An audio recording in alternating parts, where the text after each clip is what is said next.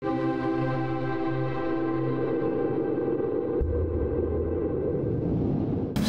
prvo pitanje vezano je za plan upravljanja otpadom općine Župa Dubrovačka.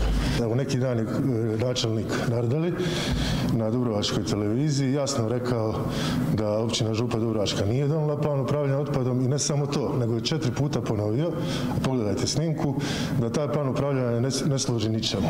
Meni se čini da na razinama jedinice lokalne samouprave stvari ne funkcioniraju, kompromitiraju rad županije kad je u pitanju upravljanje otpadom, pa bih volio čuti od vas mišljenje o tome. Što se tiče plana upravljanja Župe Dubrovačke, evo ja sam to čuo da zapravo on nije donesen. Mogu reći naravno da ga moraju donijeti.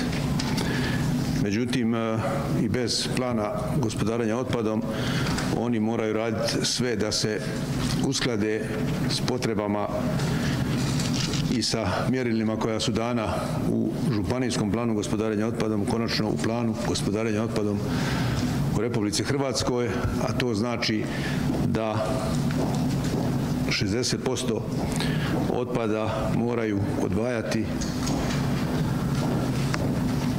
sortirati, vratiti u ponovnu uporabu.